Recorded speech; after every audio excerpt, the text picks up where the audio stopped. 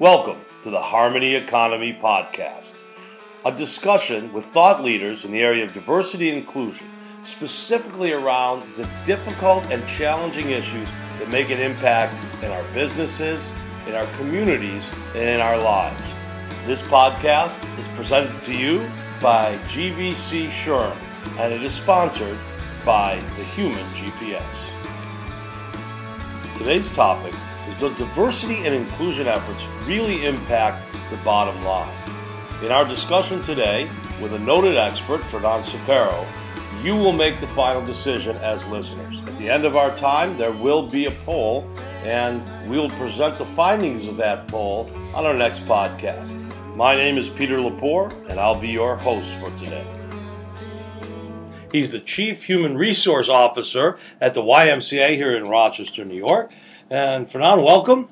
Thank you. And maybe you could tell the audience just a little bit about your background. I'm familiar with it, having had an opportunity to speak to you before.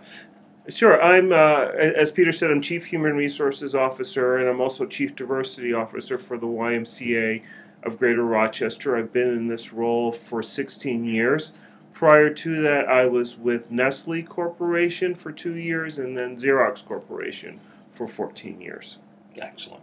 And tell us, when we say diversity and inclusion, so many different definitions out there.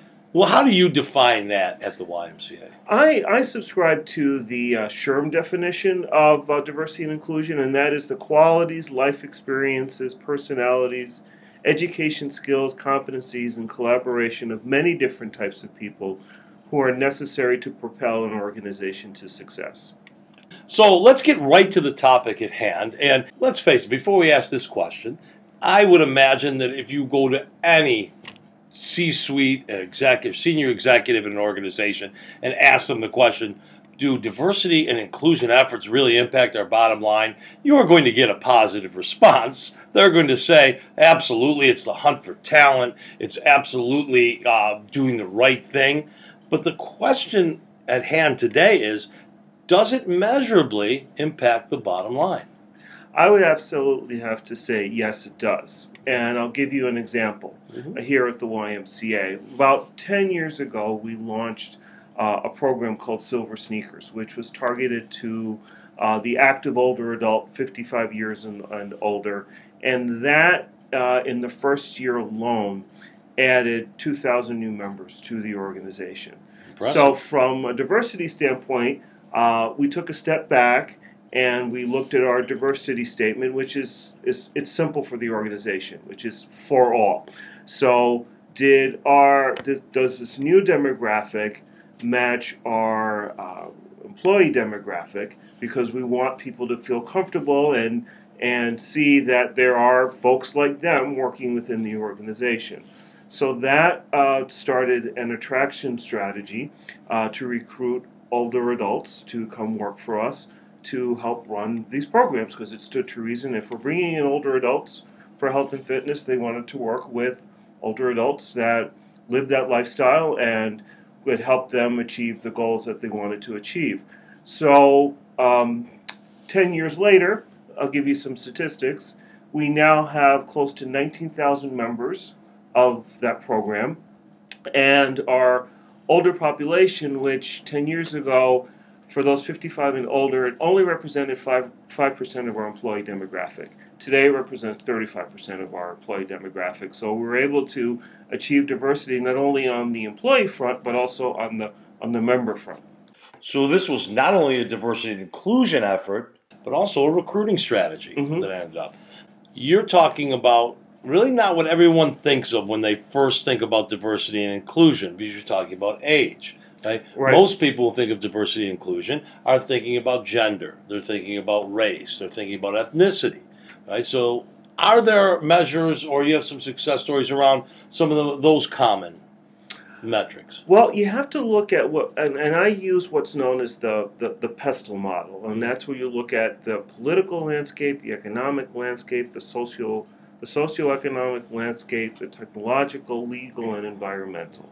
So we take a snapshot in time and say, what is going on right now? So today we're seeing a seismic shift in the social front where the demographics of the Rochester area are changing. So the question that we ask ourselves in my department is, how are we meeting the needs of that shifting change? Are we remaining relevant with shifting times?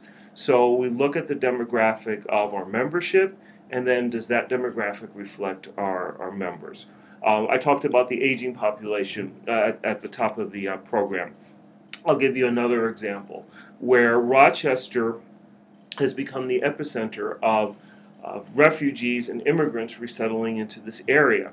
So one of our branches in the Maplewood neighborhood has seen a significant increase in that area, and we've partnered with Catholic Charities to help find staff who speak the language of the new families that are settling into the Rochester area and becoming members of the Y. Because again, we want to be inclusive, and we want to also eliminate the communication barrier. So it's created a win-win opportunity for dual language individuals who have resettled into our country that now we're bringing a skill set that we absolutely need.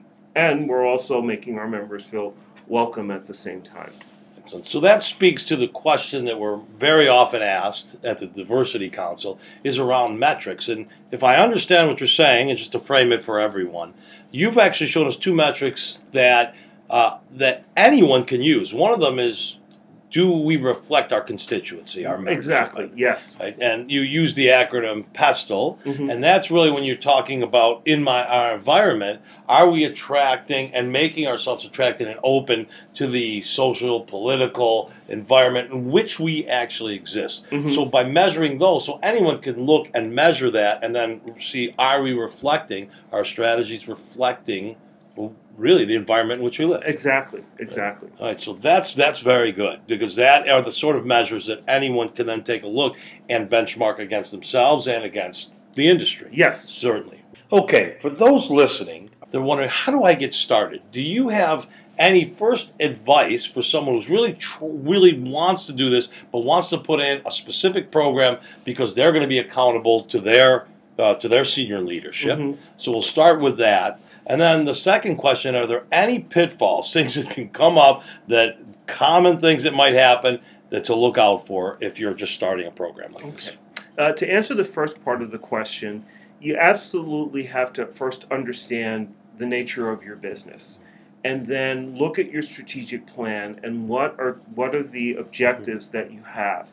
And then you start to tie in your diversity and inclusion strategic imperatives. So, for example, if you are looking at sales, is there a market that you're looking to penetrate? And first you look at it at a global level, and for example, we need to increase 35% sales in our software product.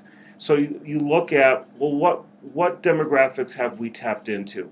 And then you look at the demographics of the area that you're in, and you see that there's two demographics. And I'll just say, for example, the Hispanic Latino household and the Asian household are two demographics that you haven't tapped into. So how are you going to now formulate your strategy to tap into those markets? So that's one example. A pitfall that I would say is trying to be too global and trying to do an outreach to every single demographic within your neighborhood rather than focusing on one or two. Because you don't want to, that's going to actually water down your efforts, and people are not going to understand your message, or the market that you're trying to attract is not going to connect with you. So I would say be careful of that pitfall of trying to please everybody and everything all at once. Yeah, I've tried to please everybody. I've never been successful at that for now. So, well, two things we want to call, because it's going to be up to the listeners here to decide whether or not we've made the case for diversity impacting the bottom line. And I think the first thing you said was very telling and very smart from a business perspective, which is you begin with what are your business objectives.